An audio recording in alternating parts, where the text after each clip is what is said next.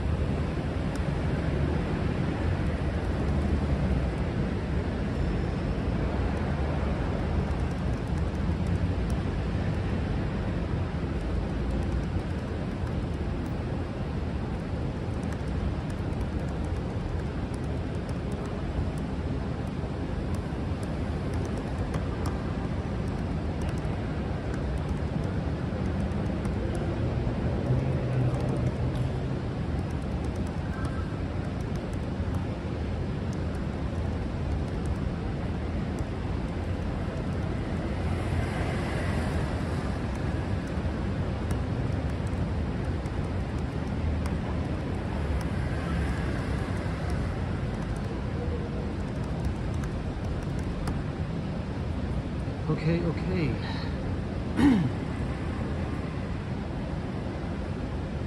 Let's put the old microphone in here. Do.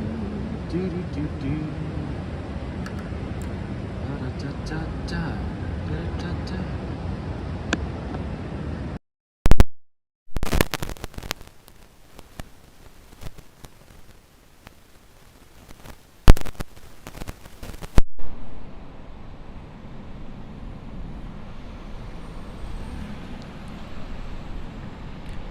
All right, good evening, everybody, and welcome back to Walks and Wall Street.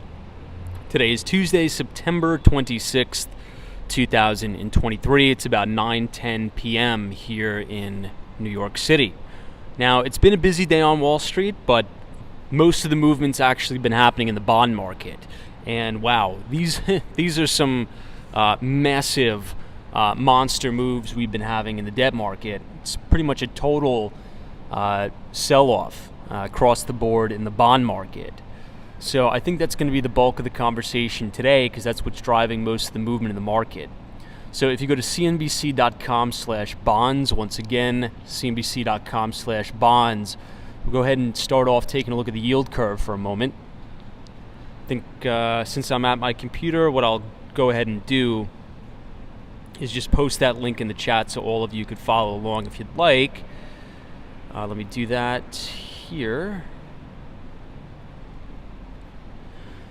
I think what I'll do is I'll go ahead and program that into the Nightbot. Let me write that down for tomorrow's action items. All right, so if you look at my name in the chat, it should be highlighted in yellow. It should say Walks and Wall Street. You'll see a link that says https www.cnbc.com/bonds. Go ahead and click the link and we'll follow along together here. It's going to take you to a page that says markets and bonds. You'll see U.S. Treasuries, UK government bonds or gilts, and then German government bonds or bunds as they call them, BUNDS. Now, this is a pretty interesting picture here. What you see is the short end of the curve. The yields are really blowing off, right? So from the 1-month T-bills all the way to the 1-year U.S. Treasury, yields have pretty much gone up across the board on the short end of the curve. And the long end of the curve, yields are going down. It's pretty much split right between the middle. It kind of makes sense, right? Kind of makes sense. So as we look at this pretty egregiously inverted yield curve here, let's start off by looking at the most watched spread on the curve, and that is the spread between the 10 and the 2s. So if you look at where the 2-year Treasury is trading at today, it's yielding 5%. So we're back over 5% on the 2-year Treasury, 5.056%. And if you look at the 10-year U.S. Treasury, it is 4.528%. Now, what's interesting is that the 6-month bill is over 5.5%, which is pretty good for savers, right? If you go to treasurydirect.gov and you want to purchase some of these, that's a pretty good risk-free rate of return. Now, risk-free rate is relative, right? I know that, we've had some commenters saying, well, Tom, it's not technically a risk-free rate of return, and I get that. The reason why in the financial industry many traders will refer to treasuries as a risk-free rate of return is because the U.S., although up until now, has not defaulted ever on its debt obligations, and I don't think we will. Now, anything's possible for sure, but I don't think we will. So it seems as if treasuries are now competing with equities, right? And we've had extreme volatility in the stock market today. S&P 500 down almost 1.5% on the day, targeting that 200-day moving average. If you think back about last month, we were talking about historical performance of the main equity indices, the NASDAQ, the Dow Jones Industrial Average, and the S&P 500. And to be fair, September is the worst month for equities, right? It's the worst month for stocks. So is it abnormal to see the market take a little bit of a pounding in September? Not really. But what's most concerning to me is this pretty aggressive sell-off in the debt market, right? You're seeing debt being dumped, and you're seeing investors purchase on the longer end of the curve. So we'll briefly explain sort of how to interpret the yield curve. One of the things that I recommend is sort of creating yourself a little bit of a model in Excel, in Microsoft Excel, and adjusting these yields maybe once every 2 weeks, right? Because what's most important in my view and in my opinion is not necessarily where the yield curve is right now, but where was it, right? Where is this curve coming from? So as we track the transition of the yield curve, is it coming from an inverted curve, and is it now transitioning into a flat curve, making its way into a steep yield curve, or is the transition going from a steep curve to a narrow curve to inverted, right? Where are we in that cycle? Where are yields moving? I think that's really most important, right? So to be able to see that in real time, I think Microsoft Excel is a really good tool for that, and you have all the data for free at cnbc.com, or I think another good site where it actually lets you download and export to Excel is Yahoo Finance. So you can actually export historical yield data, I think going back 10 years, I think. But yeah, the transition, where are we in the cycle, right? Is the yield curve transitioning from an inverted curve to a flat curve to a steepening curve? Where is that transition? And I think that's the most important. Now, if you think like a money manager or an asset allocator, why would yields on the longer end of the curve, right? Let's say, for example, the 20 to 30 year treasury, why would they be going down? And what does that sort of mean for the market? Well, it really has to do with management of liquidity. So if I'm an equity investor, an equity fund manager, and I say, ooh, my outlook on the US economy is not good, and I'm making a bet that GDP is going to contract, and I'm making a bet that corporate earnings are going to contract, well, I don't have any problem at all locking up my money for 20 or 30 years because my outlook on the economy and on corporate earnings are negative, right? So think about that relationship for a moment. If you have an inverse correlation in the bond market, where as bond prices are getting bid up, yields come down, well, it would make sense that if everybody is crowding and purchasing bonds on the long end of the curve, that yields would be coming down, right? Because you're bidding up those prices of those bonds and yields are coming down. But as you're selling off your short-term treasuries, right, or T-bills, those yields are going to blow off and are going to spike, and that's sort of what creates this phenomenon as we call an inverted yield curve, right? So it's not only important to just look at the yield curve at face value. What's important is to understand why and the relationships between these yields and the price of bonds.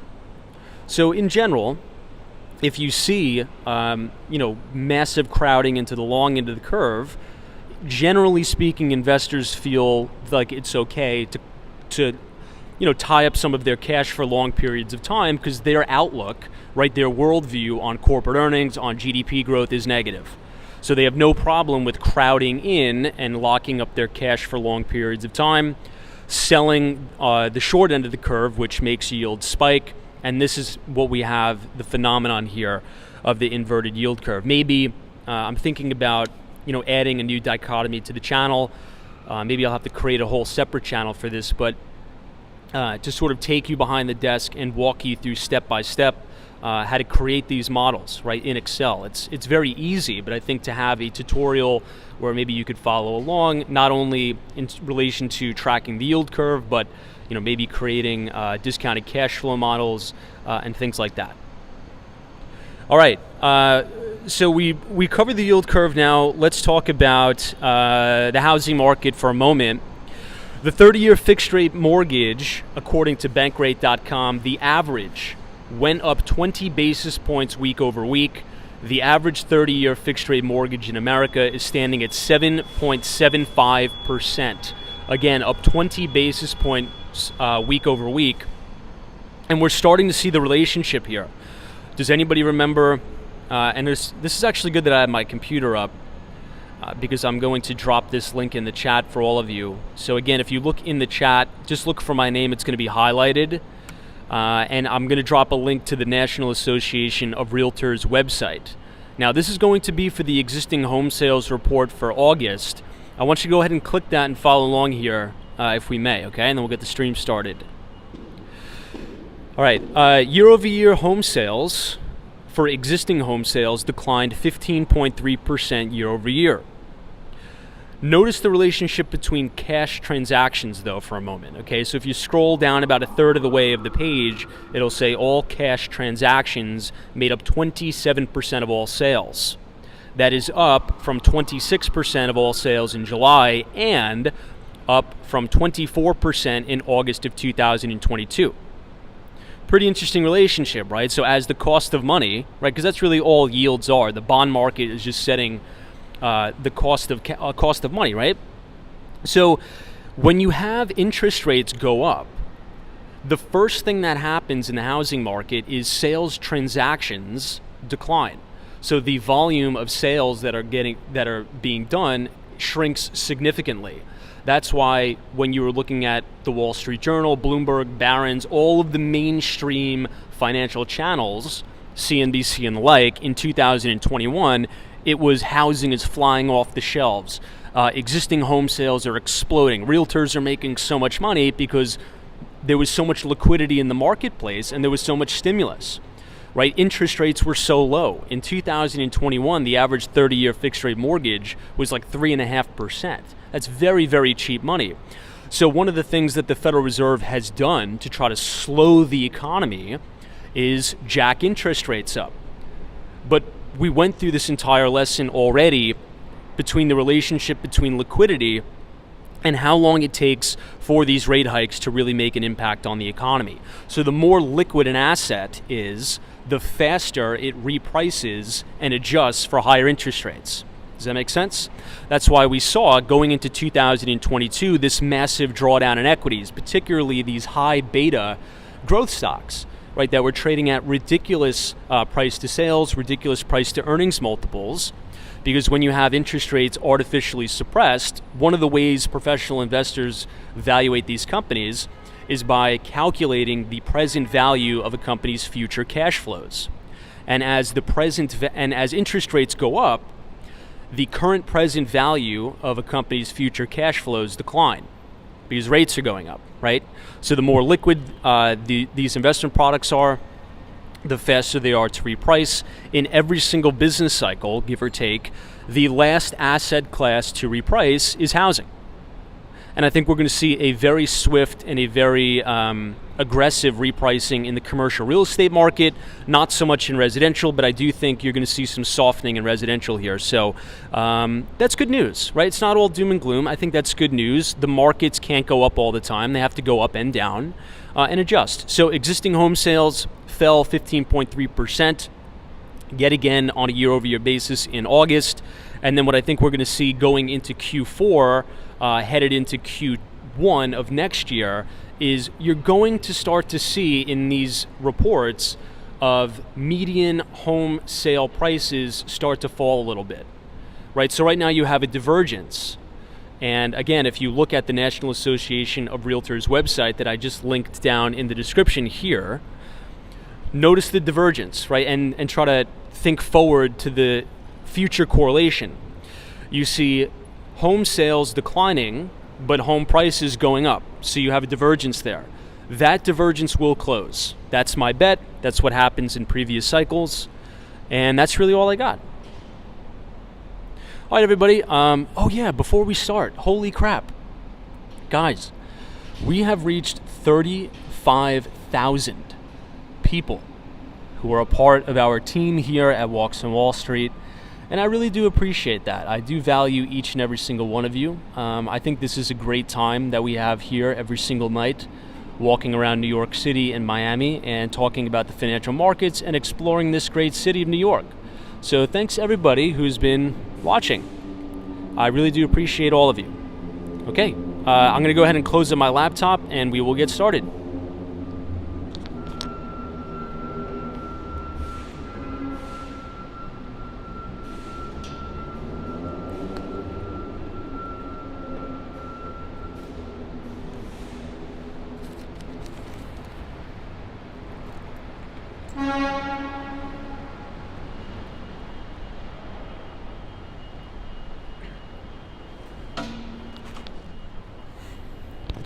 Okay, I felt like that was a pretty long introduction. That was almost a 20-minute intro, which I do apologize for, but we did miss the stream last night, which I apologize for. So we had a lot to cover, and I just wanted to get that out. So, all right, let's quickly orient ourselves. I'll explain where we are starting off live.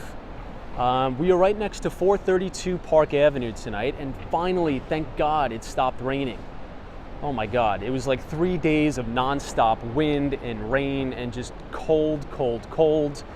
And now it's actually pretty nice. So we're reporting live right outside of 432 Park Avenue. They recently made this space completely open to the public 24/7, 365.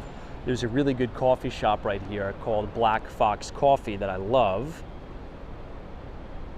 All right, let me scroll to the top and say hello to all of our friends. 95 is here, Custom American Fire Trucks, Noah, Brian, Shannon, Jafet Perez, British Gray from Tampa, Florida, Jay, By the Book, Diamond, Jay Frost, Sunshine After Rain, Abdullah, Steph UF, Richard Vogel, DC322, Mike MTL, DC, who else we got? Oh, Hawaii. What's up? Good to see you, Hawaii. Don F, Robert. Yeah, we got the whole crew here. We got the whole crew. Cool. All right, so let's take a little bit of a walk around Midtown Manhattan. Once again, for those of you who are just joining, it finally stopped raining.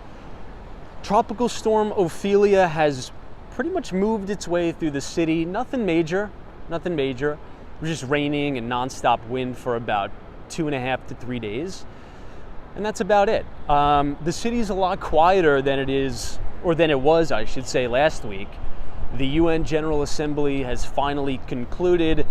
All the politicians, all of the world leaders are now making their way back home away from New York, which should provide a little bit of relief to New Yorkers before the major tourist season picks up for the holidays. This is East 56th Street and Madison Avenue. This is right outside my office, and we have a pretty good view here of 432 Park Avenue, which is really nice. Hey, Glenn Daly, what's up? Good to see you. Kathy Lyons. Soho Joe says good riddance. Yeah, I know. It's been crazy, right? I feel like the last 2 weeks in the city, like it's been almost overwhelming. There's been so many people here. The traffic has been outrageous. And as you can kind of tell tonight, it's kind of quiet. Sort of the calm after the storm. Everything has moved its way through with the tropical storm Ophelia. Now we're looking southbound on Madison Avenue. You could see the top of the spire of One Vanderbilt, and you could see the cranes that are atop of 270 Park Avenue. That's Jamie Dimon's soon-to-be brand new office tower.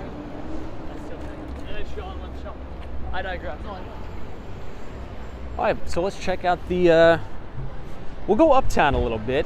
We'll venture a little bit into the Upper East Side of Manhattan.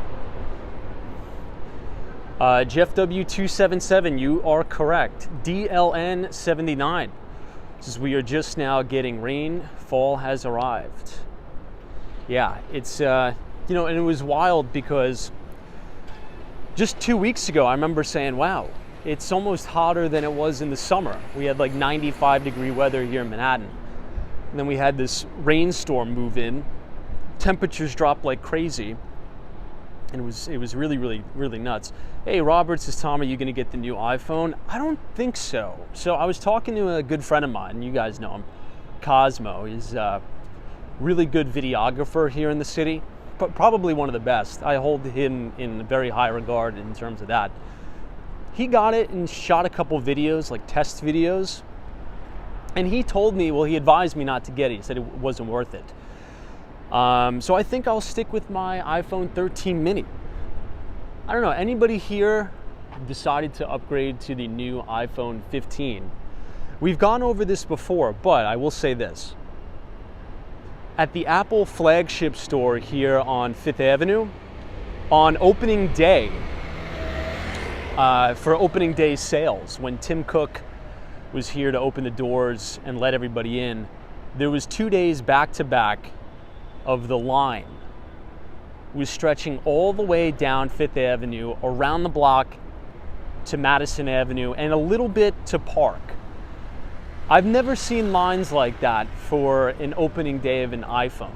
So maybe this just so happens to be that, many people have older iPhones, maybe iPhone 7, iPhone 8, and as we are upgrading the networks here in New York City, well, not New York City, but the United States, maybe this is a major upgrade cycle.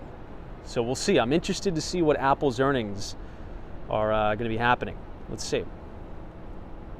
Hey, Ukrainian Royal says, I haven't seen the building up close before. That is 432 Park Avenue. Is that right? Yes, that is right. And we do have, guys, we have some foreclosure news, some breaking news here at 432 Park Avenue. I won't say it too loud, but this building right here, as we know, is one of the most iconic buildings on New York City's Billionaires Row. Now, I really give the credit to Harry Macklow for putting on this project. He partnered up with CIM Group to do it, but we've ran into a little bit of trouble here. So all of his personal units, Harry Macklow's personal units inside 432 Park Avenue, have just gone into foreclosure, and it is going to hit auction on October 11th, I believe. Don't quote me on that. It may be October 15th. It's either October 11th or October 15th. So all of Harry Macklow's personal units at 432 Park Avenue are going into foreclosure. CIM Group and Harry Macklow had a little bit of a dispute. There was a default in question, so I believe, I'm not sure exactly what floors those units are on. I can't remember off the top of my head. But they've moved forward with the foreclosure proceedings. And on October 11th, I may not be in New York for that, but we're definitely going to cover that. I actually wanted to cover it live, but we'll see.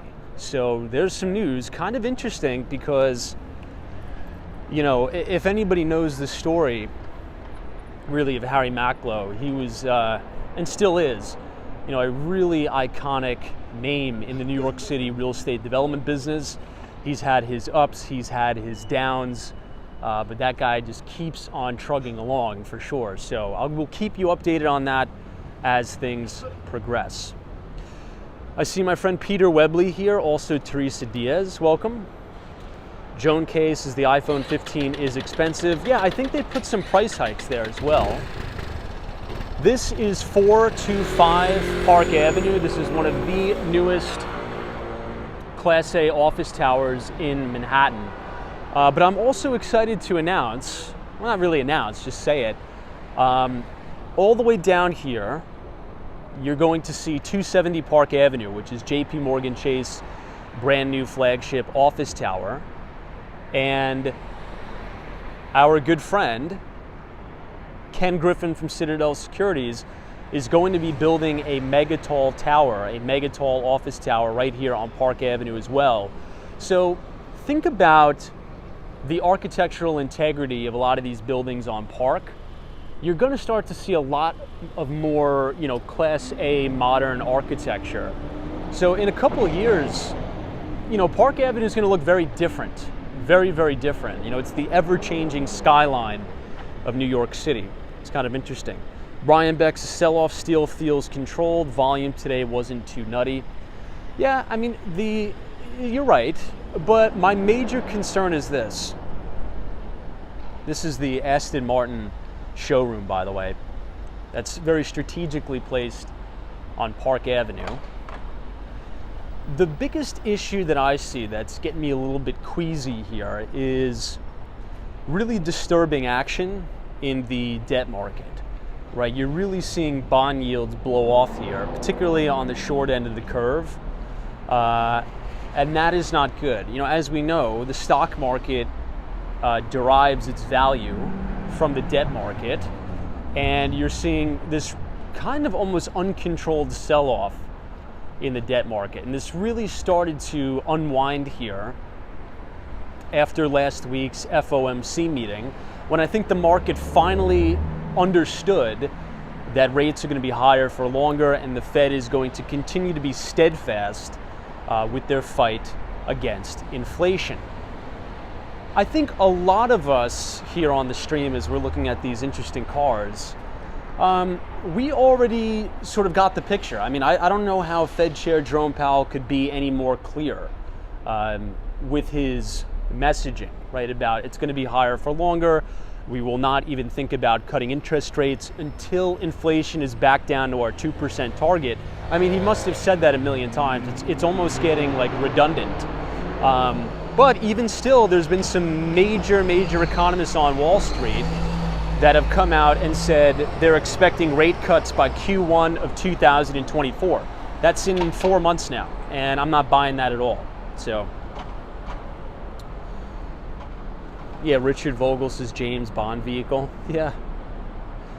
Somebody, it may have been Ryan Beck who looked this car up on a previous live stream. It may have been Dan Sang, or it may have been Dan or Ryan, I forget.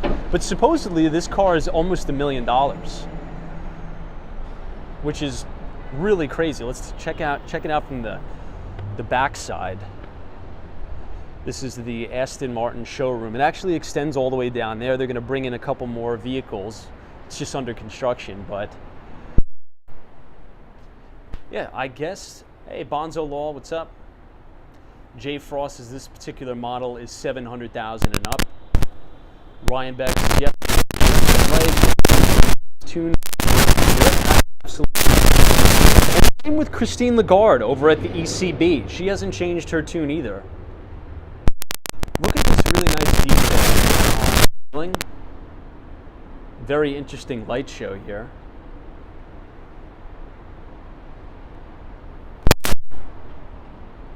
Now, speaking of New York City real estate, we were just talking about 432 Park Avenue with Harry Macklow's personal units at 432 going into foreclosure. I think the auction is set for October 11th. This building, and it's so sad, it's such a tragedy because, guys, look at the architecture on this building here. For whatever reason, I always forget the name of the hotel. The Four Seasons Hotel. So we are looking at the Four Seasons Hotel that used to be right here on New York City's Billionaires Row. One of the most luxurious and most expensive hotels in the entire city.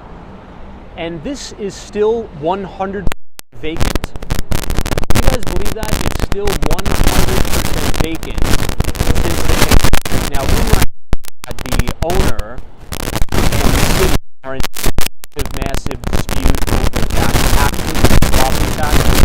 I'm not too sure the story. Oh, my mic is cutting in now.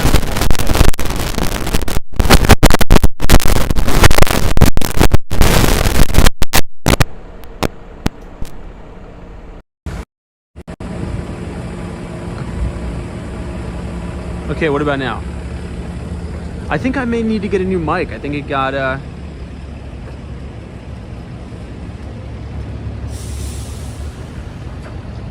Okay, what do we got audio now? Better, worse? I unplugged the mic. Hey, Brad's Brain, what's up? Good to see you. Yeah, so we'll go without the mic tonight. I mean, we were just walking around in the rain. Maybe the microphone got a little bit damaged. We'll see. But yeah, I mean, isn't this wild? So the Four Seasons Hotel, you can see it's totally gated off. It's been like this since 2020, since the pandemic. And it's so sad because the building is so beautiful and it's right on Billionaires Row and it could be producing a lot of income and, you know, they could attract tourists, but it's 100% vacant because from what I hear, right, the rumor is the owner and the city are in a battle over taxes. So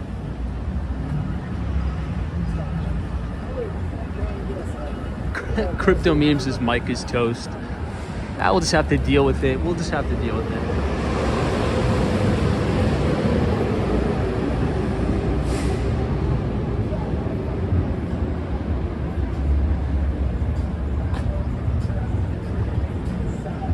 Okay, let's head back towards Madison Avenue and we are going to make a right. Since we have the light, we might as well cross right now. I want to take you up towards 60th Street and then walk over because you're going to have a really unique view of the Plaza Hotel.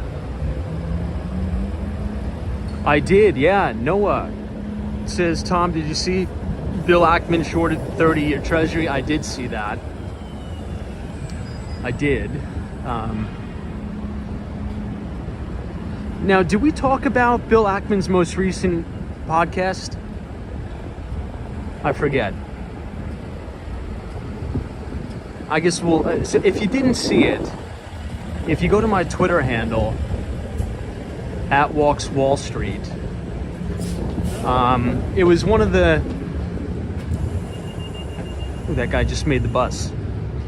It was one of the most recent things I retweeted, and I think that should be a requirement to listen to. Not only if you're interested in the financial markets, but just for like career advice in general.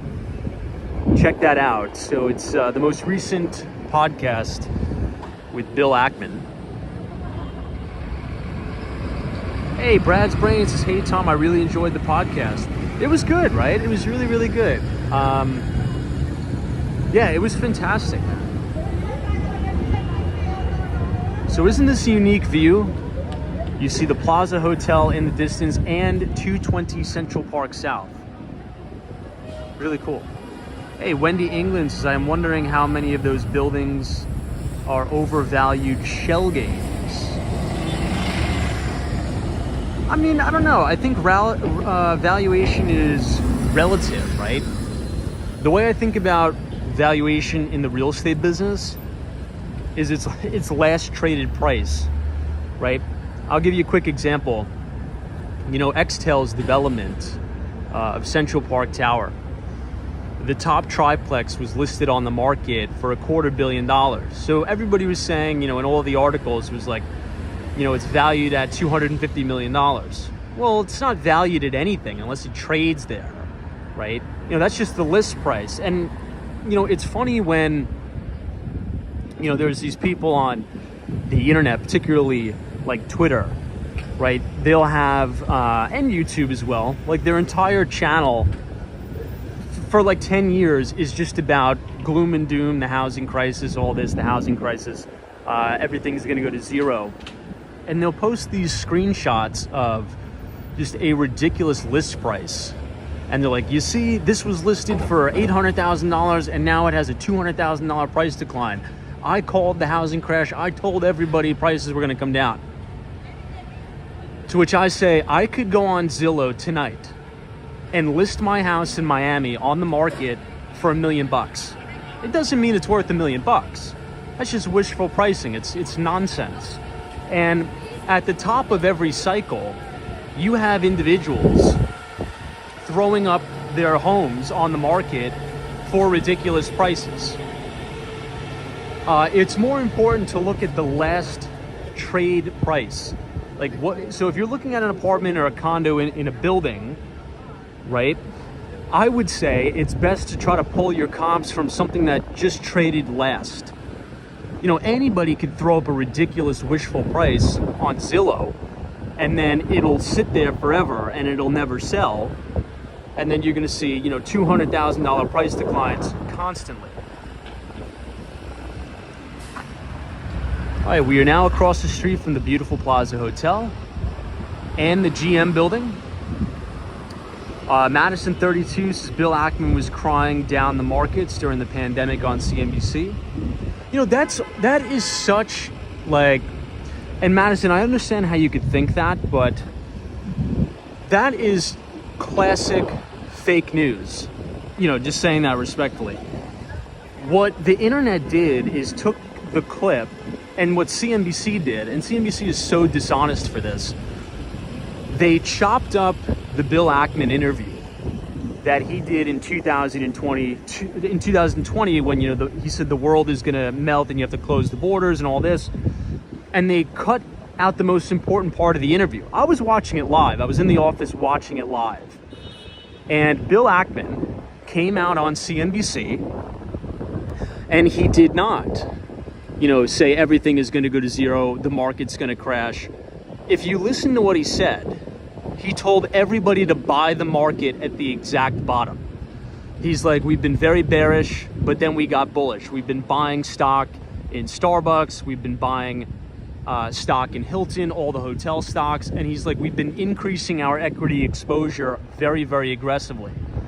But the media took this narrative, right? Because the media is just totally fake. I mean, you can't even trust the media anymore. It's so fake. And they took this narrative and tried to pin it that Bill Ackman took out a massive short position on the S&P 500 and then went on TV to try to stoke fear in everybody so the market would go down. The short position was closed already, and there were swaps on the S&P 500, right? So he bought swaps on the S&P before COVID, way before he even got on TV. He made $2 billion, closed the short position like 4 days before he went on CNBC, and then he told everybody to buy stocks at rock bottom prices. That's what happened. But so if you watch the full clip, you got to watch the full clip. But you know, what's a better headline? You know, Bill Ackman comes on CNBC and says the stock market's going to go to zero, or Bill Ackman comes on CNBC and says that he's now getting bullish on the stock market again, and he's optimistic that this COVID crisis is going to go away, and he's increasing his equity exposure. So you got to watch the full interview. Hopefully it's still up on the internet, but a lot of the clips that you'll see totally leave out and conveniently cut out the part, which is at the end of the interview, where he says, look, we were very bearish on the market. He's like, but we're actually advising our clients, to start accumulating stock at these rock bottom prices. So that always gets me when, because so many people, and look, Bill Ackman's a controversial guy. I'm not trying to be like the Bill Ackman savior here, but I try to be fair. I try to give everybody a really fair shake, and to paint somebody out, that's kind of fraudulent, right? To open a massive short position and then go on the media and try to scare the crap out of everybody. That's, it's manipulating the market. Hey, Ukrainian royal says almost all social media is fake or one-sided, including the news, but not my channel. I appreciate that. I guess my channel technically could be fake if people take clips of it and chop it up. That's why I do the live streams, because whatever I say goes. Somebody says your audio is chopping up a bit. Let me try to fix this audio situation. But if you guys are enjoying the stream so far tonight, feel free to leave a like on the video and click the subscribe button if you're new. All right, let me try to just do some technical difficulty work here with the audio.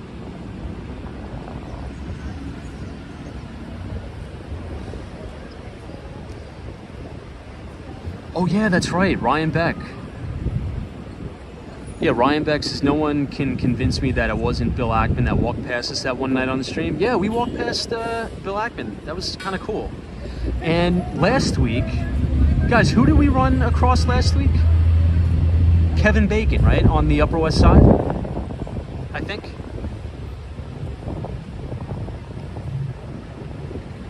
I don't know, I think it was Kevin Bacon. All right, I'm gonna try the microphone one more time because the wind is like ridiculous.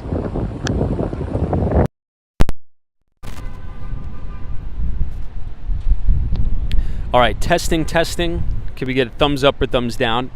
We'll try the microphone one more time, and then if it starts to cut out, shut the microphone. But what do we got? Thumbs up. Can you hear us?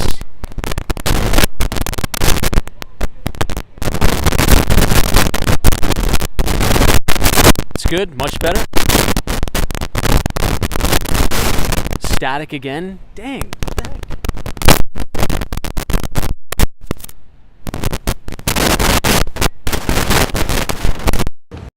No bueno on the mic. We're throwing it out. We got to throw out the mic. We got to throw out the mic. What can we do? All right. I'll have to go to B&H tomorrow, so.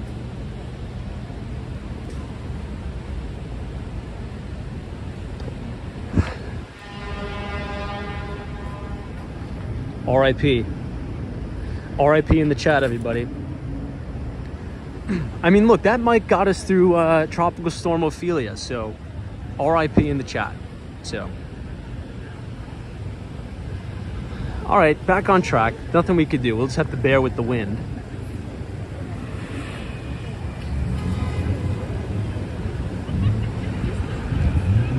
Let's start to head downtown a little bit.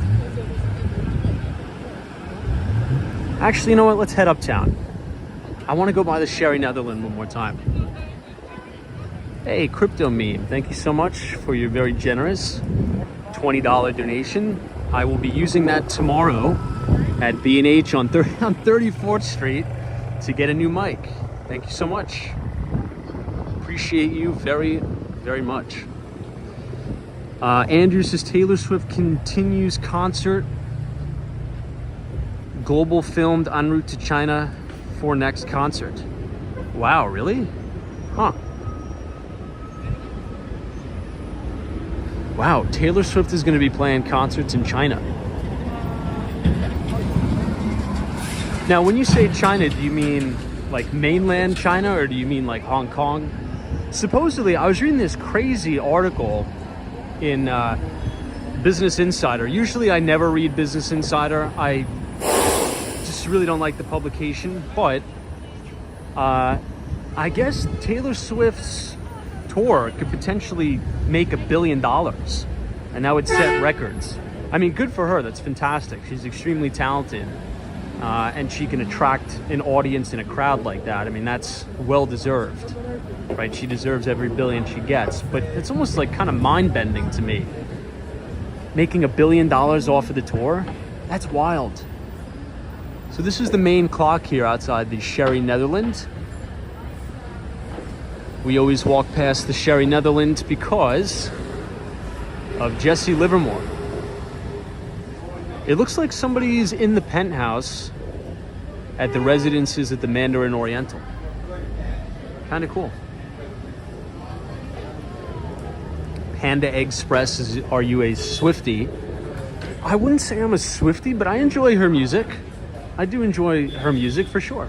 Yeah. I don't listen to it all the time, but if it comes on, I'll listen to it. Yeah, for sure.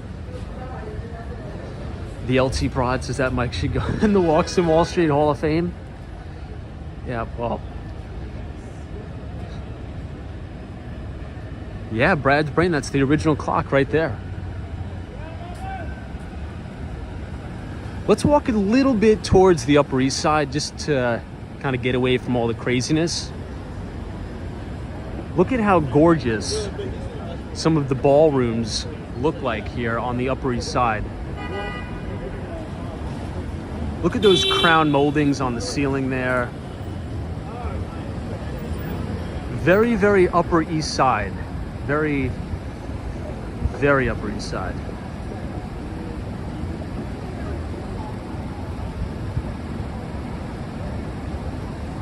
Let me adjust the camera.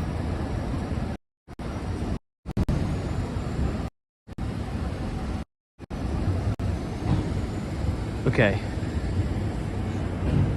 This is the 5th Avenue subway station. You can get the N, R, and the W trains. Beautiful architecture here. You know what? We never go past sort of the last standing building. I should say the most forgot about building on Billionaires Row. We'll pass it. Hey, Carol H has loved the style. I love it too.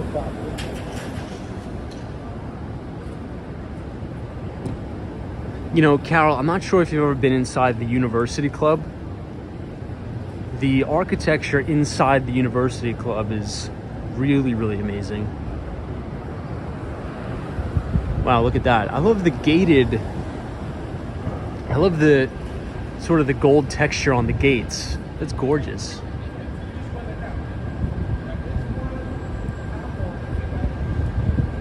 It's sort of like you're entering a palace.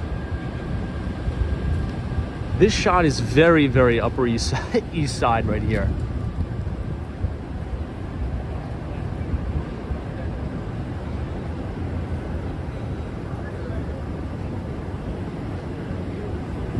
Carol H is not yet. I have to go. Well, Carol, I will be back down in Brickell, Miami, October 2nd. I'm looking forward to it.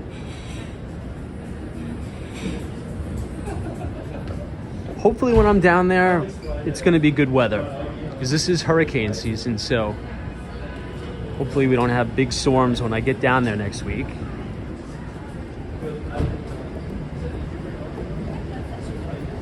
All right, we just have to cross Madison Avenue. So in between Madison and Park is going to be, I would say, the least talked about building that is a part of New York City's Billionaires Row.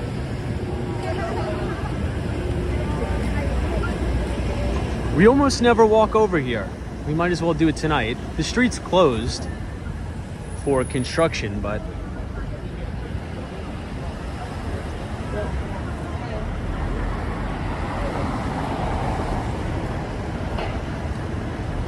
hey, Tiff, what's up? Good to see you. Hopefully you're doing well. You know, this couple right here is very like olden time, Upper East Side, like could be out of a movie, this shot. They have very nice Upper East Side style. Phil says, which video had Kevin Bacon in it? It's the stream that we started on 110th Street, Cathedral Parkway. I tried to stream the Upper West Side of Manhattan, but it didn't really work out too well.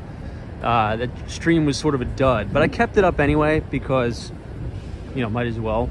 It was just buffering the entire time because there's no internet on the Upper West Side for whatever reason.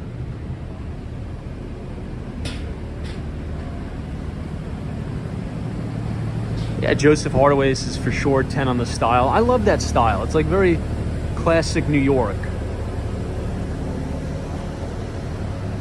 This is a really nice outdoor dining setup here. Maybe we'll explore the Upper East Side tonight. Might as well, since we're here. All right, everybody, we've officially reached 240 Park. This is the least talked about building, or excuse me, 520 Park. This is the least talked about building on New York City's Billionaires Row. It sort of has similar architectural, I should say, undertones of 220 Central Park South.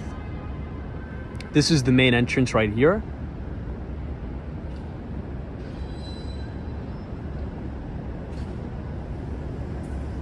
Pretty tall, right? I mean, not as tall as Central Park Tower, but definitely looks similar to 220 Central Park South.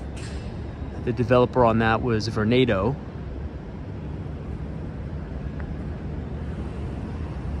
It's kind of nice right now because the street's closed off for the construction.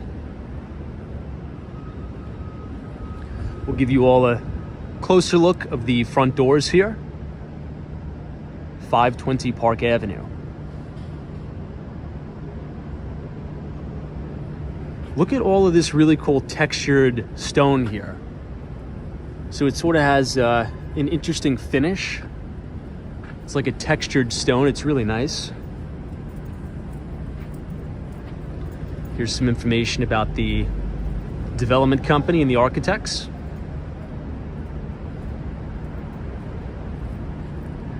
Yeah, Carol H says it's very classy. It is.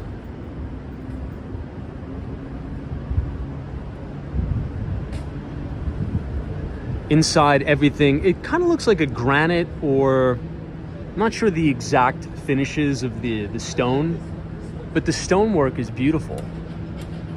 It's really, really nice. But the street is closed off due to construction.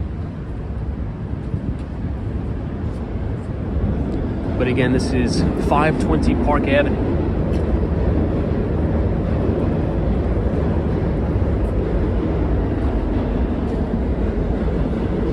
I think this is the only building on New York City's Billionaires Row that I haven't previewed as of yet.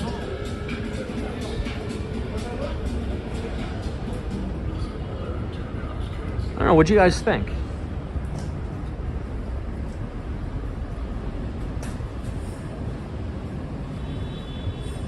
Hey, M3 TV says, hey all, good to see you. This probably takes the cake for the best outdoor dining structure in the city. These are glass doors. Let's check out what restaurant this is.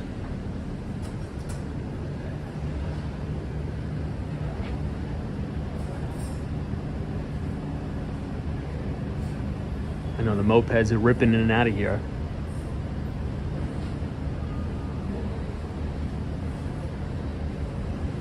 Let's check out the menu. I never really spent a lot of time here.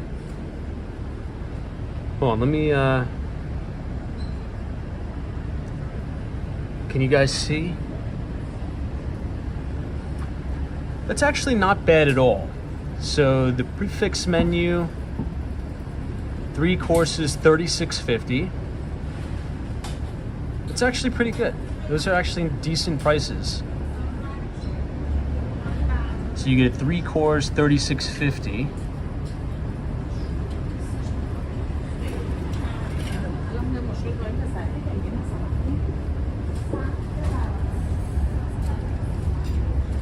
Let's check out like some of the main dinner courses.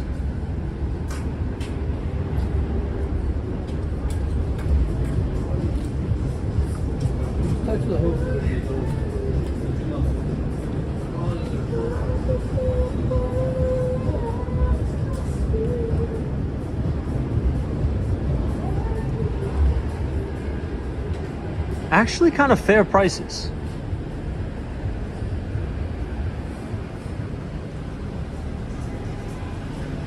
What was it, $40 for one, $86 for two?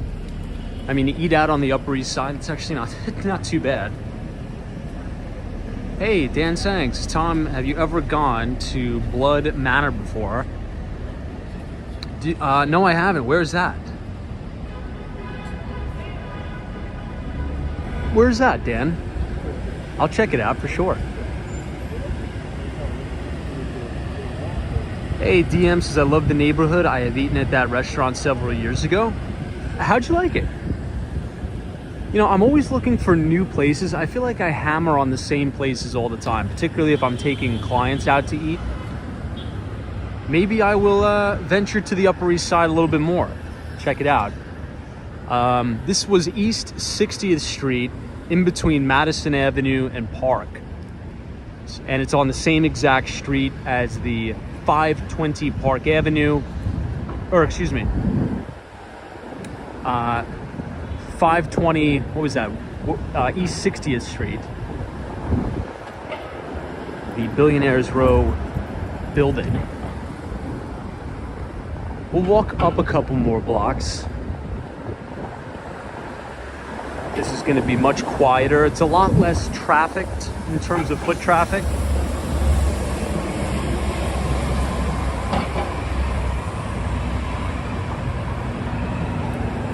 Ooh, Ryan Beck.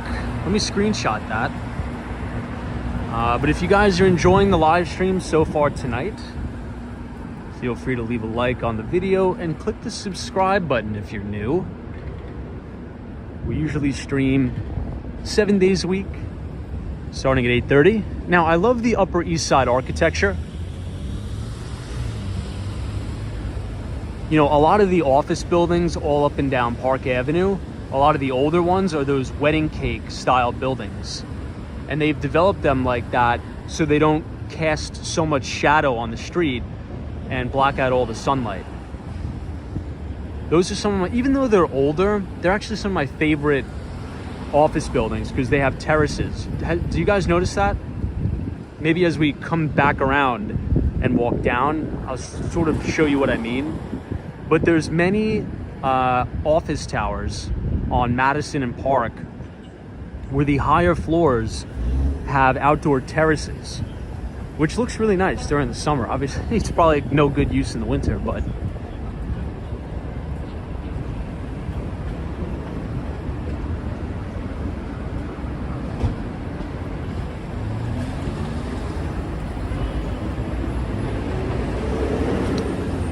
yeah, Juan Fernandez, a lot of the Upper East Side buildings need updated interiors. Well, that's because the Upper East Side is very old, right? And we've talked about this trend. Now, there's a lot of co-ops. There is a ton of cooperatives on the Upper East Side of Manhattan. And if you're just thinking about price per square foot when you're evaluating a property, I would say on the Upper East Side of Manhattan, in some co-ops, you can get a better deal as it relates to a more reasonable price per square foot and a little bit more space. Now, the reason for that is kind of similar to what Juan said. Number one, these buildings are older, right? A lot of the buildings on the Upper East Side, you know, some of them can be over 100 years old. Additionally, in most of these co-ops, there's very, very few amenities, if any amenities at all. Let's actually cross the street since we have the light. You can check out some of the original townhouses here. So what we've seen as New York is becoming increasingly more popular with foreigners, right? People from other countries wanting to invest in real estate in New York City, wanting to move to New York City, and wanting to educate their children in New York City. We've seen this big shift in demand from co-ops to condos. It seems as if the younger generations coming up, you'll see a lot of really nice architecture on the facades. It seems like the younger generations coming up, they want turnkey product, which means either new development or close to it, and they want amenities. They want a gym, they want a pool, they want a place for their dogs to run around. It gets crazy here in New York City, guys. There's this one building that I'm looking at for a client. It has a dog spa in the building, like a literal dog spa in the building. There's limited hours of operation, but it's included in your common charges, right? So let's say your common charges are $2,000 a month. Every weekend, they have the dog spa there that's open for 3 hours on a Saturday and a Sunday. You could take your dog to get pampered, and it's all included in your common charges. So it's almost as if these new developments are competing with each other to one up on the lifestyle, right? The saltwater pools, the spas, the hair salons, the in dining. A lot of these new condominiums have ensuite dining, like they'll have a restaurant inside the place. So if you're only looking for, a decent place to live, bigger square footage and no amenities, on a price per square foot basis, you could probably find a better deal in some co-ops on the Upper East Side, but just know it's going to be an older building and it's going to have no amenities.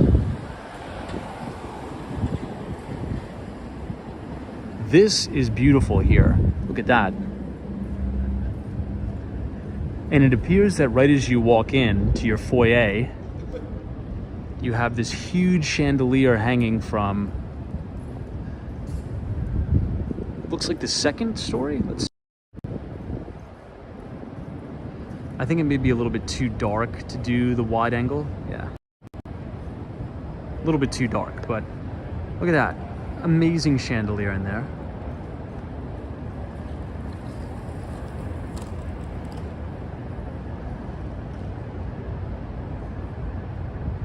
Hey, CD, good to see you.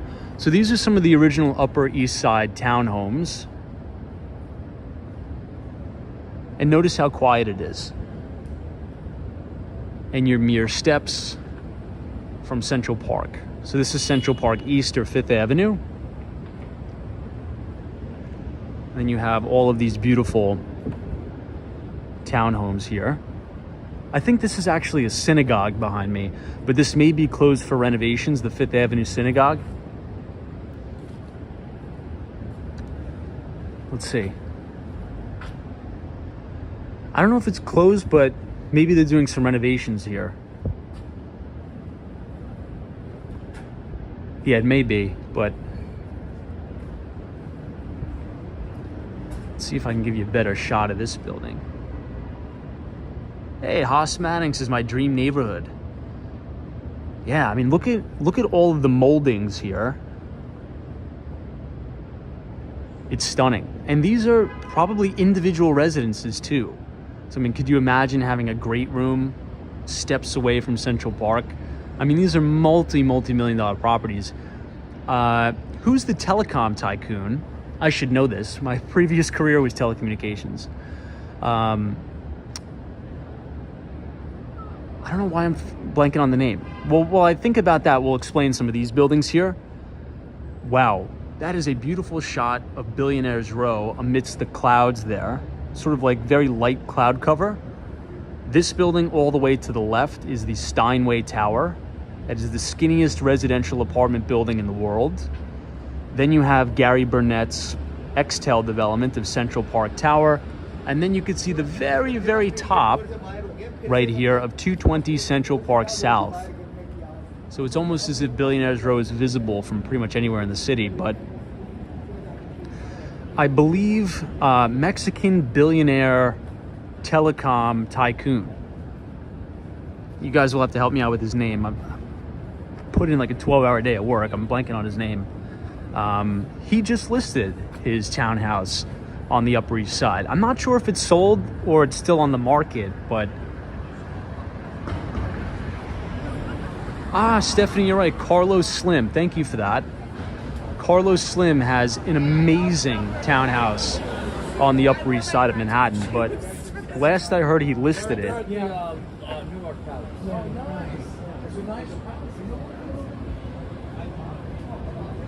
Maybe somebody could drop the listing, see if you could Google it.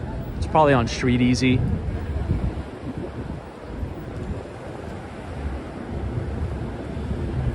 Okay, we're back on Madison Avenue and 62nd Street.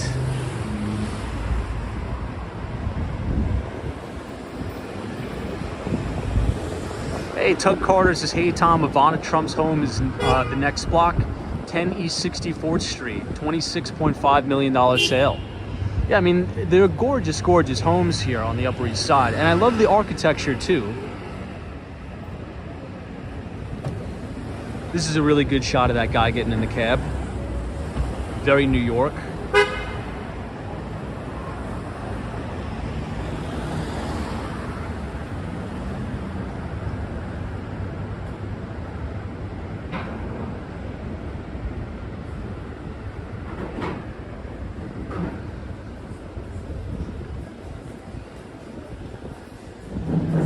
Wow, the interior of this restaurant looks really nice.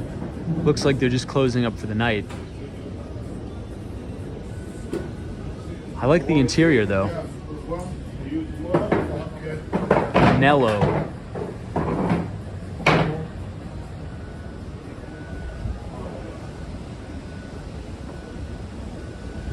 Now, one of the things you'll notice, if you remember from the very, very beginning of the introduction to the live stream, we were talking about real estate, commercial real estate, and also residential. Now, the Upper East Side, and this actually looks like it's gotten a little bit better here, but there's very, very high vacancy on the Upper East Side of Manhattan as it relates to retail space.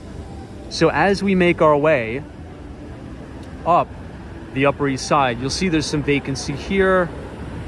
This just looks like a renovation, but you'll start to notice the further up we go, the more vacancy you see. This is a really cool shot. Wow, guys, look at that.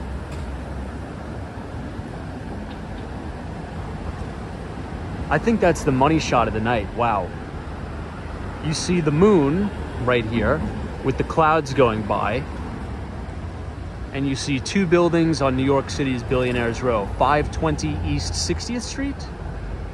And you see 432 Park Avenue.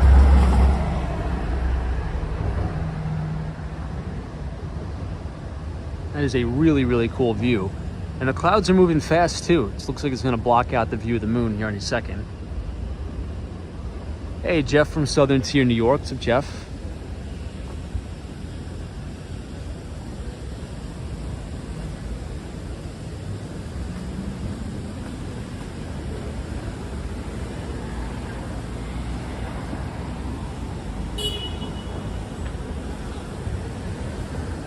We'll just sort of go down each and every block in the Upper West Side just to check out some of the architecture of these townhomes. This looks like it's going to be a total gut renovation. So a lot of times what happens is you'll have very, very wealthy people, a lot of financiers will purchase full buildings on the Upper East Side, and they'll start total gut renovations of these townhomes. And the amenities inside will be crazy. I mean, I've heard of everything from saltwater pools to like sort of one townhouse here. I don't know exactly where it is, but they have a second floor pool, and the floor, I should say the bottom of the pool, is plexiglass. So as you walk in your foyer and look up, you have your indoor lane lap pool that you could see from below. It's really wild. But I love it. I love all the architecture here. This is really the old New York.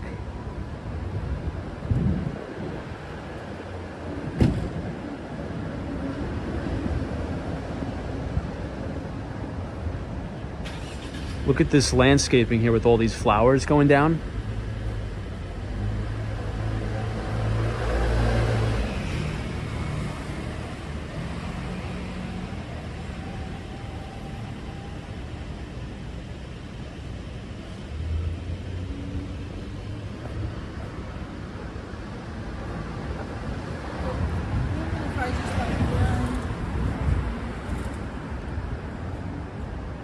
Look at this massive brown, sort of like a brownstone style.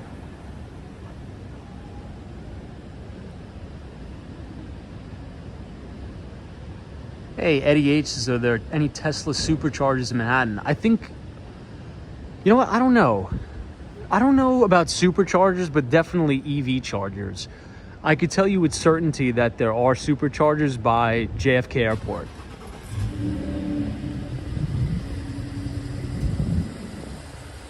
Looks like this townhouse is for sale.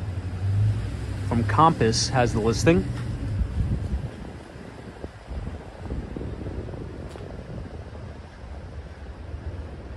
I'll have to reach out to the listing broker. I'll see if we can get us in here. Beautiful.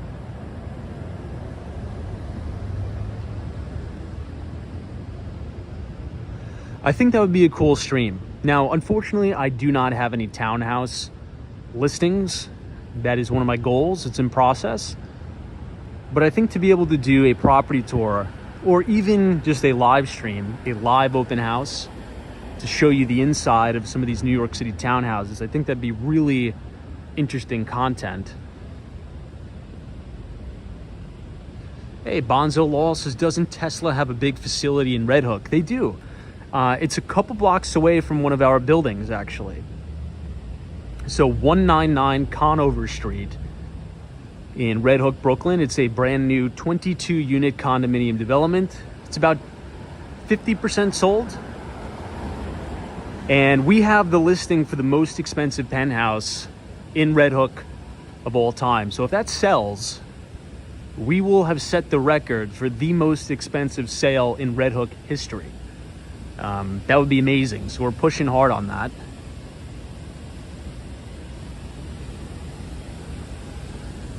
Let's go up a couple more blocks.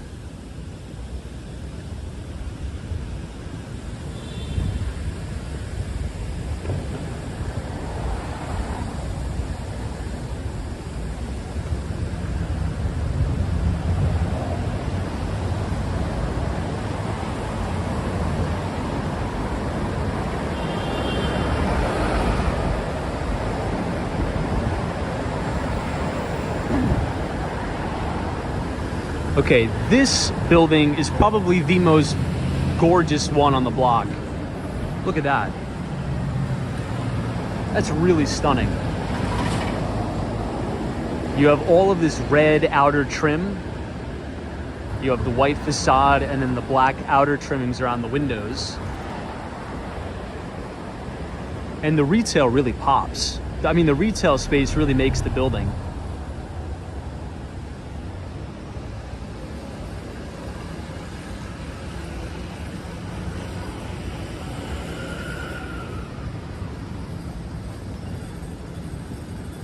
You know, I feel as if there's less vacancy from the last time we've been up to the Upper East Side. Would you guys say that? For all of those who remember our previous Upper East Side streams, well, you have one vacant space here, but I feel like it's getting a little bit better. I feel as if there's been more lease signings for the retail since the last time we've been here, for sure, it seems.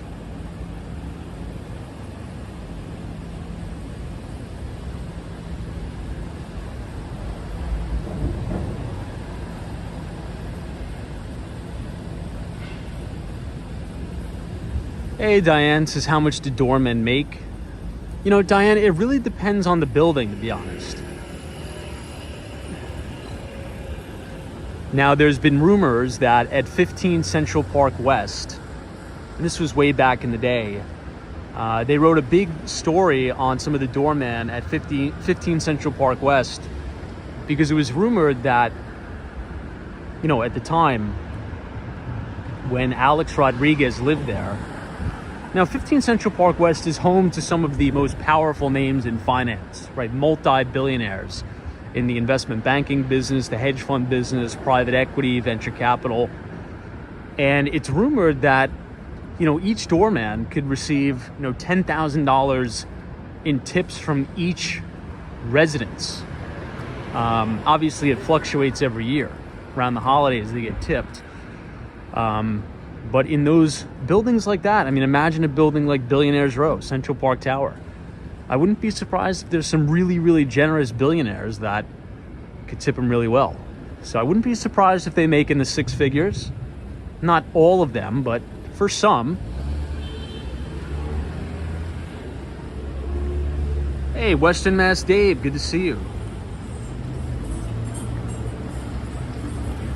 Stephanie says, I met a doorman who worked in a building on Fifth Avenue near the Met. He said he made really good money near Christmas. Yeah, so I'll give you a little bit of insight. I think I still may have the letter that they sent me. So my old building was 106 Central Park South. I lived there for about a year, and during the holidays, they would actually send you a letter under your door or in the mailbox of suggested tip amounts for all of the staff of the building. So you have your porters, you have your doorman, you have the super, and the suggested tip amounts were, really, really crazy. For some of the most senior doormen, they were suggesting $500 for the tip. Now, I think there's over 100 units in the building. So, you do the math on that. I couldn't do that because the whole package would have been close to $3,500 just for the tip for everybody in the building. I couldn't do that. I did a little bit less, but remind me to dig through my files and I will get the exact amounts of what the suggested tips were for 106 Central Park South when I lived there. Because I still have it, I saved it. Because one of the cool pieces that I have, and we'll walk past this restaurant here. So I lived there during the virus, right, during COVID. And we got a letter from Eric Trump. Excuse me, because Eric Trump, I believe that's his primary residence at 106 Central Park South. And it was it wasn't a personally written letter. It was a typed up letter, but his signature's on it. So I saved that. I thought it was cool. It was all about how the building's taking COVID protocols, only 2 people per elevator, and just like requests to say, if you need anything, if you need any accommodations, just let us know. And they put the elevator limit, right? Only 2 people per elevator. So I have that. I have like a bunch of stuff that I saved from when I lived there, but this looks like a very quaint restaurant. Very cool. Let's walk over to Park and then we'll walk uptown 2 blocks and then down. But yeah, to Stephanie's point, doormen could make some pretty good money in the city, depending on what building you're at. Hey, Theo, what's up? Theo, check your mail, by the way. I got an email.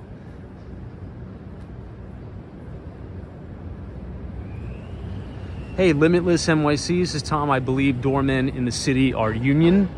I think some are union and some aren't, but I'm not 100% sure. But I think you are correct. Some are union and some are not. Oh my gosh. Okay, I think this is my new favorite townhouse on the Upper East Side. Holy crap. Guys, look at those gorgeous bay windows here.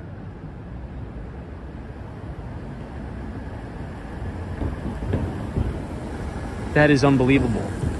And you have your main entrance, it's sort of like a sunken foyer, if you will.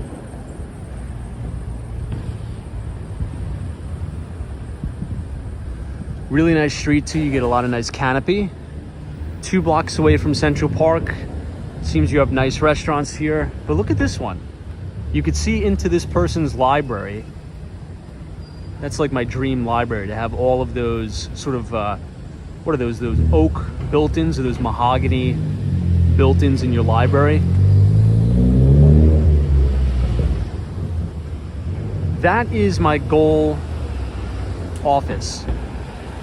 If I ever make it big, so to speak, I want to spend like 40 grand and have like a perfectionist library, kind of like you're going back into the, almost like the 1800s. Look at the door here though. That is incredible.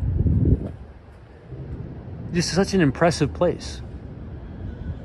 And it looks like they have access on the roof. There's cameras everywhere. The guy's probably looking at us like, what the heck is this guy doing? We're just admiring your facade. That's all. Nothing crazy. But yeah, I'd like to have a library that has all of those custom built-ins and a very big desk. Like, you know, the old, like the 1980s Wall Street movies where they have those almost not obnoxious looking, but those very big, heavy, red sort of wood desks. That's what I want. I want one of those. Kind of like a Morgan Library-esque feel. Those are really, really nice. This is another really cool shot of the moon here amongst the backdrop of this apartment building. It's probably a co-op on the Upper East Side. Molly says, didn't we pass this earlier in the rain? No, we didn't. We very seldom come up this far. Because usually the further up you go, for whatever reason, the internet's worse. But it seems like the Upper East Side of Manhattan has better internet than the Upper West Side for whatever reason.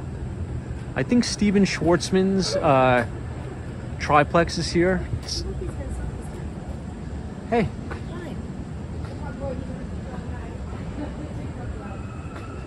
And Hunter College should be coming up soon.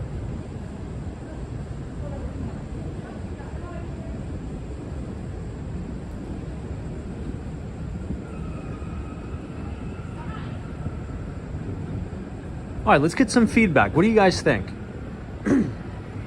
You've seen the Upper West Side on the live stream. You've seen Midtown. You've seen Billionaires Row. And now you're sort of getting a look into the Upper East Side. If you had the option to live between those neighborhoods, what do you think? Do you like the Upper East Side? Do you kind of like the more relaxed, more quiet, sort of more family style vibe? But it's more like I feel like it's more stiff. And not stiff in a bad way. It's just stiff in a descriptive way. You know, very like preppy. I feel like the Upper West Side is a little bit more relaxed. Here, everything is so buttoned up. I feel like I need to throw on a tie, even though we're streaming. I feel like I need to put some gel in my hair and throw on a tie right now. Wow, we got a lot of Upper East Side. TK Porsche's Upper East Side for me, hands down. Wow, okay. CD says Battery Park is the best for me. Tug Carter says love the Upper East. Hey, out and about from Toronto, what's up?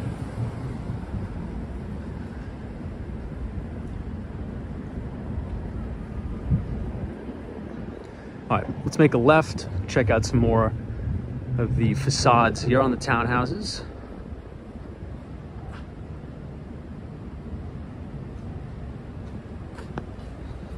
Kathy Lyons is Upper West. We're about split. Some people like the Upper West. Some people like the Upper East. I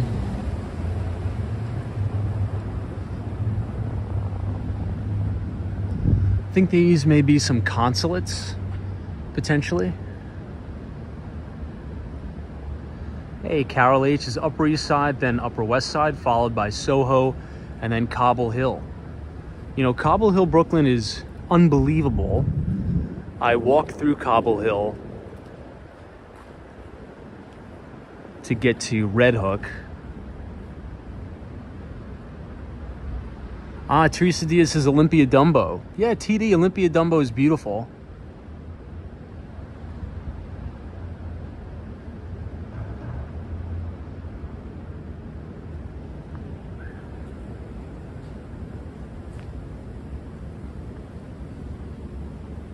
Let's just check which street we're on here for a moment.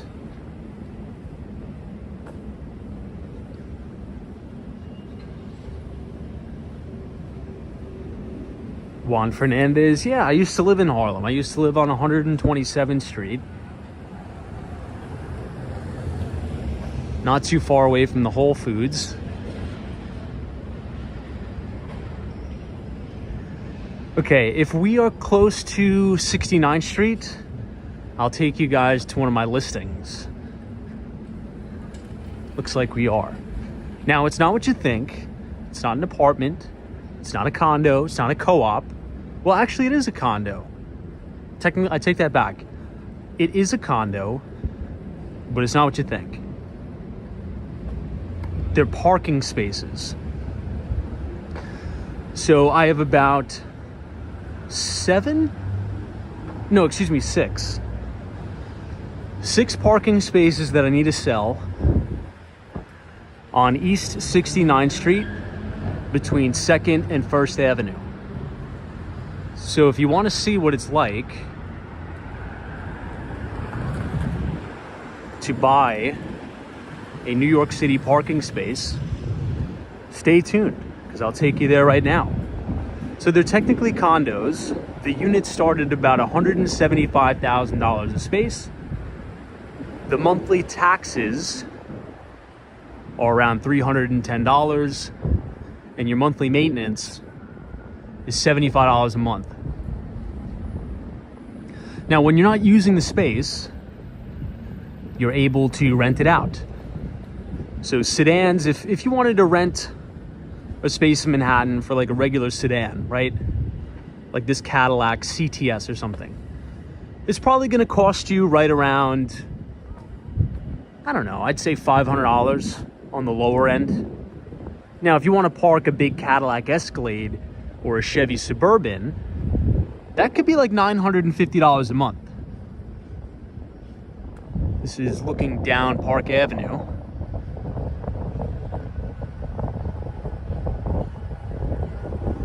Look at this.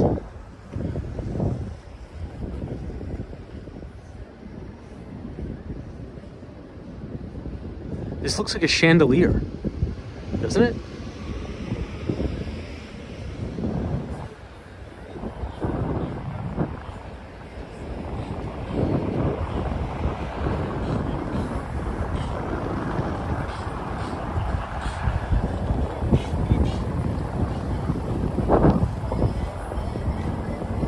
Ooh, the wind is really picking up now.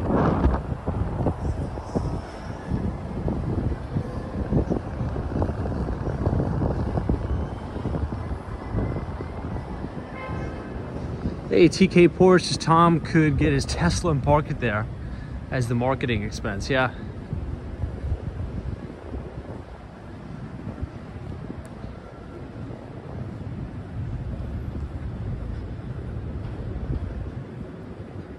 But you know, these space for somebody who's looking to purchase a parking space in New York City, from the clientele that I've interacted with so far, it's more of a convenience factor. And these individuals or families tend to have multiple properties across the world, and maybe they only spend 6 months in New York. So they obviously don't want to park their car on the street. And also some wealthy New Yorkers who, during the summer, they drive around in their Ferrari or their Bentley or their Rolls Royce. They want to winterize it and put it away. They could do that in their dedicated space. It's a 24/7, 365, fully secured and monitored parking garage. Really quick, this is Hunter College. This is a school in the City University of New York in the CUNY system.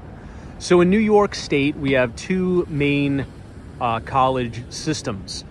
Number one is SUNY, S-U-N-Y, that stands for State University of New York. And then we have CUNY, which stands for City University of New York. This is the campus of Hunter College.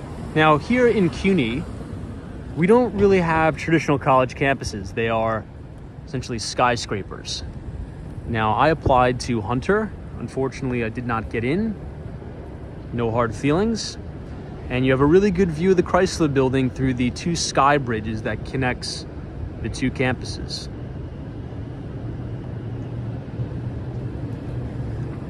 But we'll continue to head east.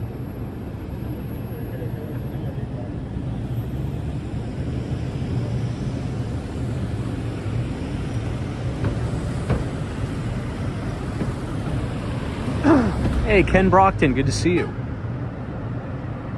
Soho Joe is here, welcome.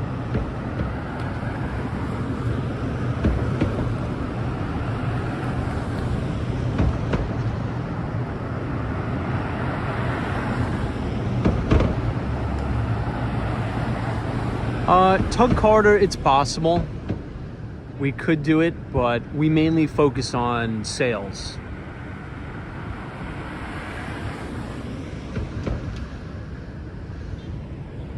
Carl Roth. This is Tom. Roll top desk, yes or no? Roll top desk, what does that mean? Like a standing desk? Like the electronic standing desks that go up and down? Hey, Sean says CUNY used to be considered the Harvard of the yeah. Look, CUNY is, it was good. I mean, I went to CUNY. I'm a product of CUNY.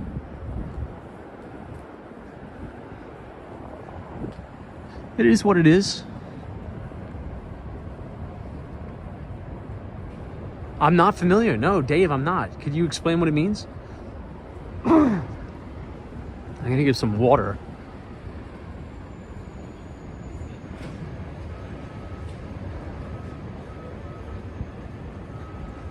Bree Graham says maybe think about slipping your finger over that like button. I think that would be a really good idea. And it's a high risk reward ratio too. You know, everything to gain, nothing to lose. So you might as well hit the like button.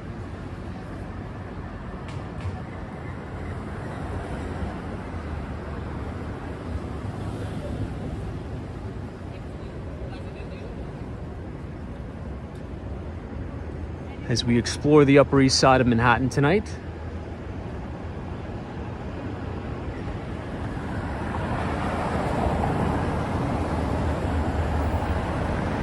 Okay, this is 3rd Avenue.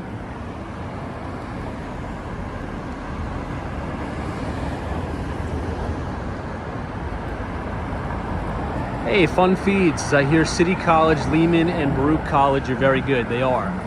Particularly Baruch. If you're interested in finance, Baruch is a very, very good school for that.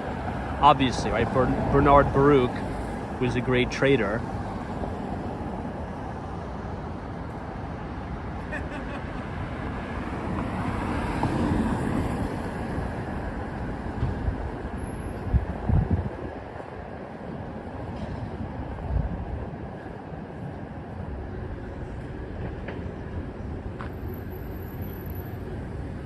Carl Ross says, Tom, Upper East Side is great for living. A few blocks near the subway is my choice.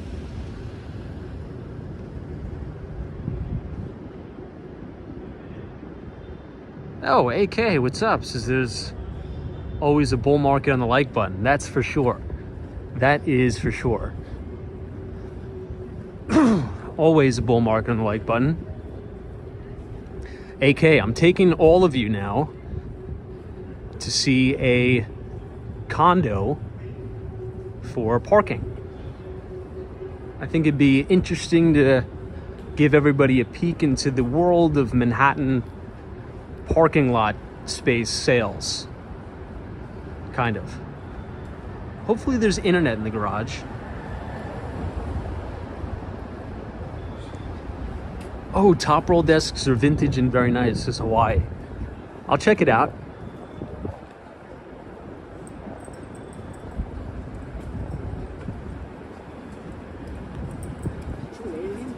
Now, on the corner of 45th Street, there was this First National Bank. And if anybody's ever been in those First National Bank locations, it's sort of like taking a trip back to the 80s. But there are those beautiful desks that I was talking about. And I wanted to somehow contact corporate headquarters and say, hey, since you're moving, closing down the branch, I'll buy one of the desks from you. But I totally forgot about it.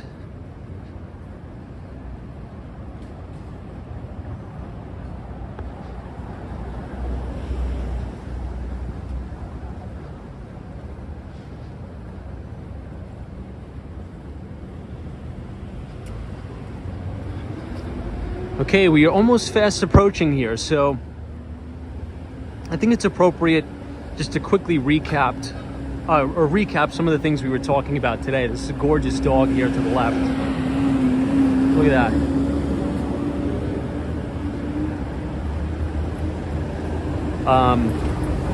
During the intro of the live stream, one of the things we talked about is the unnerving movements in the bond market as of late, particularly today. If you look at the yield curve, if you go to cnbc.com/bonds, you'll see a lot of the yields. There's some of the illegal mopeds. You'll see a lot of the yields on the short end of the curve really blowing out here and rising significantly, while the yields on the longer end of the curve are dropping. And that sort of signals recessionary times. Because as you have money managers buying longer-term dated debt, their worldview is that, well, corporate earnings are potentially going to decline, GDP growth is going to contract, so therefore we have no problem locking up our money for long periods of time and selling the short end of the curve. So as interest rates have an inverse correlation with the price of bonds, bond prices are skyrocketing on the long end, but bonds are selling off on the short end. So yields are really blowing out. S&P 500 got crushed today, down about 1.5%. But let me try to dig out the garage key here, and I'll have to put you guys on the ground.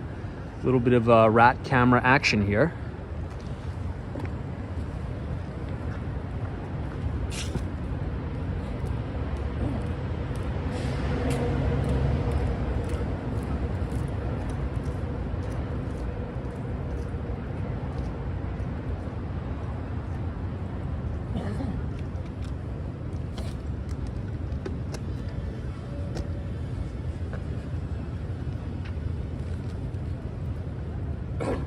Gosh.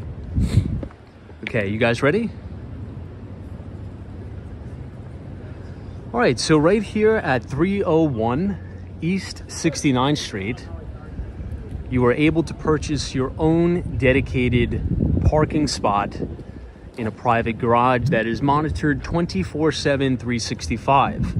So should you purchase one of these condo units, you will get a key fob, and you could take your car in here, which is fully secure 24/7. You have access to view the cameras. So let's check out what some of these spaces look like. So the garage door is going to open, and it's not like a traditional New York City parking garage like you would normally see. This is more of a luxurious one, right? It's temperature controlled, so it's not going to be freezing in the winter. You're going to have your dedicated charging ports as well. Hopefully it doesn't buffer here. But every single unit here is, you could purchase it. They start at $175,000. You have EV charging throughout. You can see here, there's those EV chargers on the wall. And you have 24/7 access and a little bit of a bathroom here. But well, actually it goes up. And if you're not using it, well, guess what? You could rent it out. And for anybody who's rented a dedicated parking space in the city, it usually runs you about $500 a month for a regular sedan and $900 a month for a big Chevy Suburban or Cadillac Escalade. So right here again, 301 East 69th Street, you have the option to purchase your dedicated spot. Now Thursday, I'm actually going to be doing 2 showings here.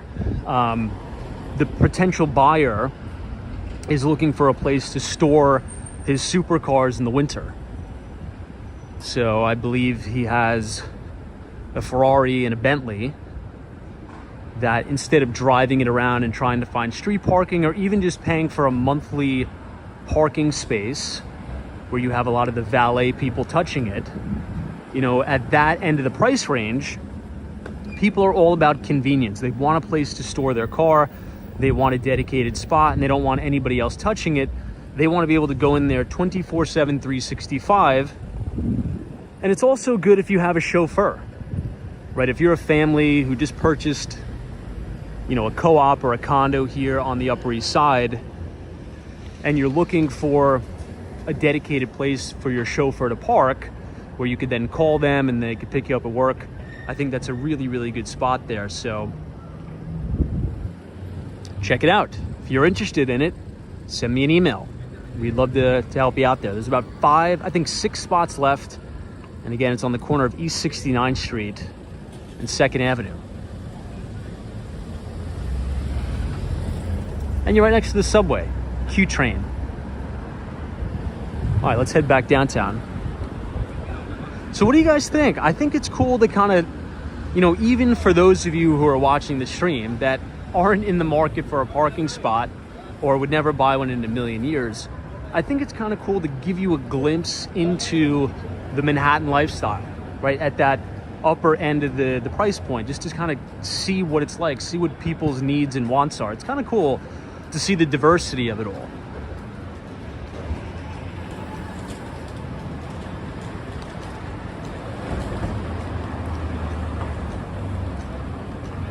Richard Vogel says, can I use my Walks and Wall Street credit card? We may be able to work something out, actually, for sure.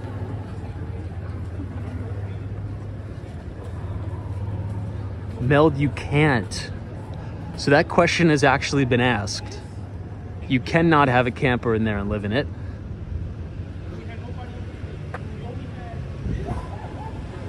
Let's cross here.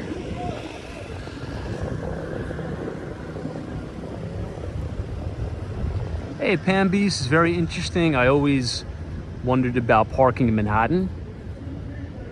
Yeah, many people either just fight each other for the street parking here, or they pay monthly to park in a garage where they pay $500 a month. But some people who have really nice cars, or maybe they have an EV, they usually opt to purchase a space.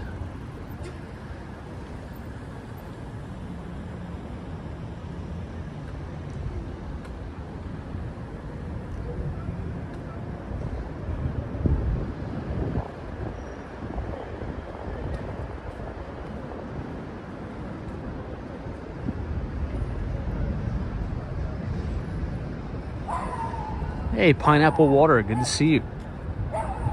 Thanks for joining us.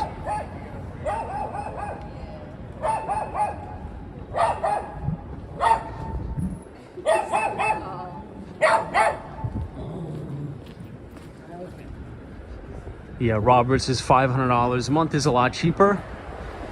It is, but what I've noticed is, again, at the upper end of the market, it's on those type of things. It's not really about, making money on that deal, right? If you're worth 500 million or even $100 million, you're more worried about the convenience of it, right? So it's sort of like, why did, billionaires buy, a $500 million yacht? Why does Jeff Bezos need to buy a $500 million yacht? It'd probably be a lot cheaper for him to charter one. Of course it would. He's more about the convenience. He's made it already. So this is more of like a white glove service, if you will.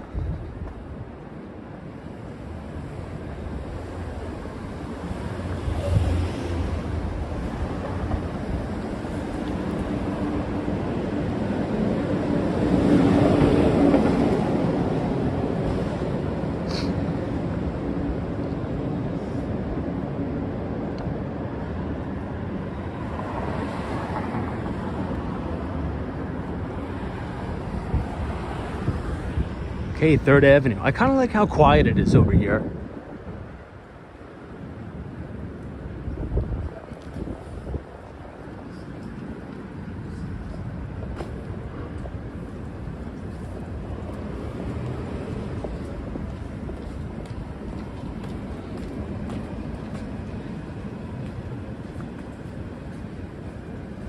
Eddie H says, does the parking have a monthly like an HOA? It does. It's about $310 a month, and it also has taxes, which are about $75 a month.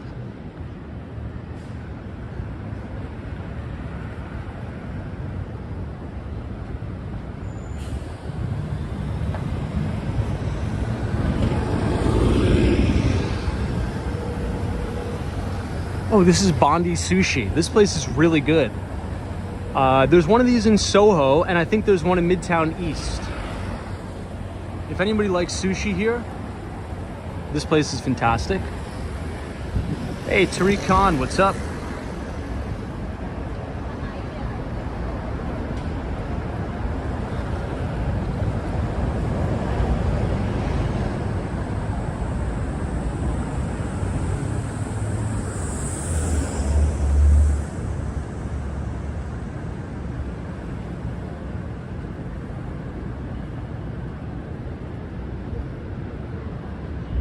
Joel PM. Well, the street parking is hit or miss, right? Because it's either you have to fight over the parking spaces, right? And then you have alternate side parking. That's why if you've ever been into the city really early in the morning, particularly further west and east, you'll see a very funny dichotomy. This is actually a pretty good example. You'll see the street cleaners come through, and then you'll see all the cars on the right-hand side of the street temporary move to the left, blocking everything, and then as the street cleaner comes down, they just quickly parallel park down there again. Same thing for the other side of the street. So again, it's like a convenience thing, right? And then if your car is left on the street, you know, there are people ding it up, they hit it, there could be theft. So again, really people who are looking to purchase a parking space in New York, they either already have a significant amount of wealth and they're looking for a convenience play. They don't want to park their, you know, Tesla or their Bentley on the streets in New York. They'll write a check for $175,000 and they'll have 24/7, 365 security. And then when it comes time for the winter or the summer, they'll rent it out to somebody else and they'll ship the car to Malibu or wherever else they have a house, Palm Beach in Florida.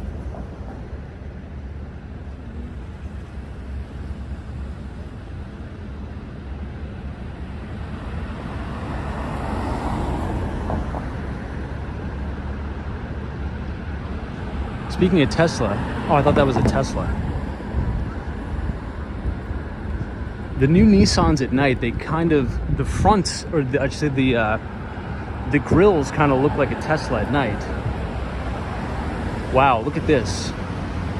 This is a very, very unique view of 432 Park Avenue. Now, we've discussed this at the very beginning of the live stream, but Harry Maclow's personal units at 432 Park Avenue are now in foreclosure and they are going up for auction on October 11th. Now, we are going to be in Miami for that, unfortunately, but it's really, really wild. That was some big breaking news. Obviously, Harry Maclow is the mastermind behind this building. CIM Group was the developer who put on the project, and Harry Maclow took a draw from the profits to pay for his 2 personal units there. And they've gone into default, and now CIM is moving forward with foreclosure proceedings, and Harry Maclow's personal units are going to be auctioned off Manhattan on October 11th. Kind of crazy to think about, but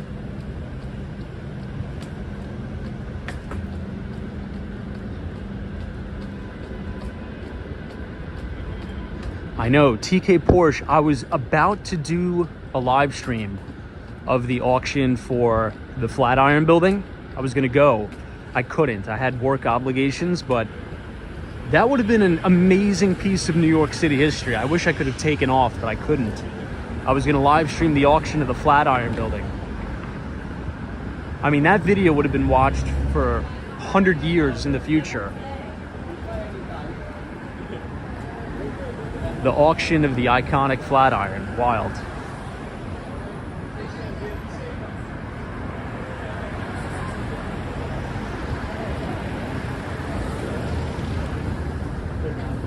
I will walk there with you, Joe. God damn it.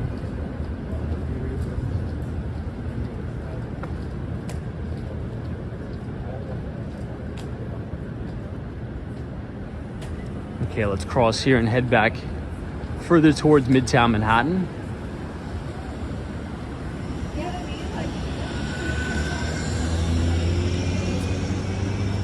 Now, the only other thing we were really talking about tonight is that extreme blow-off in the average 30-year fixed-rate mortgage. So it's up about 20 basis points week over week. The average 30-year fixed-rate mortgage in the United States right now is 7.75%. And last week we heard from the National Association of Realtors, existing home sales are down 15% on a year-over-year basis. And this is exactly how it starts. You have rates going up, you have sales transactions contracting, and then you have a markdown. So I think the number one area we need to look is commercial real estate's probably going to take it on the chin in a big way. And finally, you're going to have residential come down a little bit, particularly in markets that have actually been building new product, right? So it's not all bad, but the biggest concern of the equity market right now is actually the bond market. Yields have been blowing off. This is a really unique driveway, but you know what, guys, doesn't this look really low to even fit anything under there? Or is that just me? Maybe it's just the angle I'm looking at it from. But this garage looks too low to even fit like a Fiat 500. Lee says, I can't wait for 10% rates. Brent says, hey Tom, has there ever been any residences in the Flatiron? Well, that's what they're thinking about doing right now. They're thinking about doing a total conversion of Flatiron to a hotel and residences. Now the building's a little bit wonky, so the floor plans may be a little bit strange, but I mean, you gotta look at it on the other side of the equation too. How many people out there would love to say that I own a unit in the Flatiron building?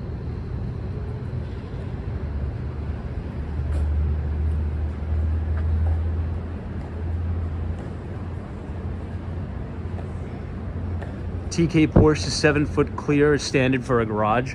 Well, I'm taller. I'm definitely not 7 feet. And I'm taller than the entrance. So I think the entrance is probably 5'11". Now the townhouse is for sale.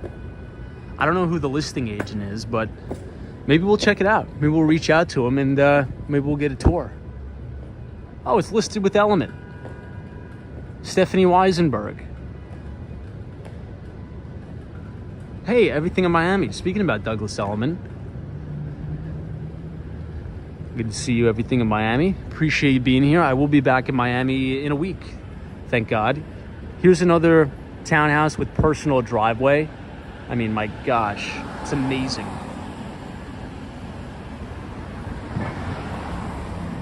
That is the most convenient thing in the world to say, yeah, I live in Manhattan and I have my own personal garage and driveway.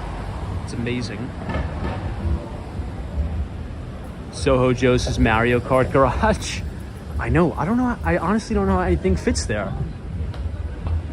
Because I'm just about 6 foot and the top of the garage comes up to about my ear. I don't know. I don't know. Let's see it, what it looks like. But everybody, I want to thank all of you for joining us on the live stream tonight. And I also want to thank all of you for 35,000 people are now a part of the Walks and Wall Street team here, which I appreciate very much. So if you enjoyed tonight's live stream, Feel free to leave a like on the video. Click the subscribe button if you're new. And tomorrow, we are going to be having the updated schedule for the stream. So starting in October, which is going to be next week, I think it'd be good to get the start of the month off to a good start.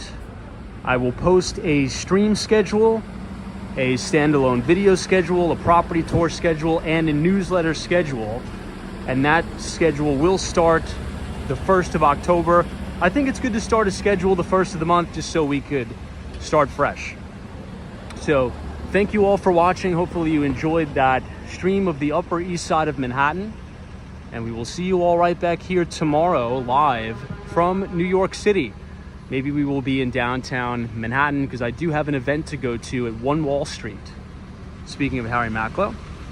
So RK8, appreciate you. Western Mass Dave, thank you for joining us. Limitless NYC. Hawaii, our good friend DM. Teresa Diaz, Ukrainian Royal. Everything in Miami, out and about. Colton Manning, Sharon, UniJ23, Kathleen, Sally, Zen, or Gen Zen, appreciate it. There's always a bull market somewhere. You just need to know where to look. And I'll see everybody right back here live from New York City tomorrow. Thanks.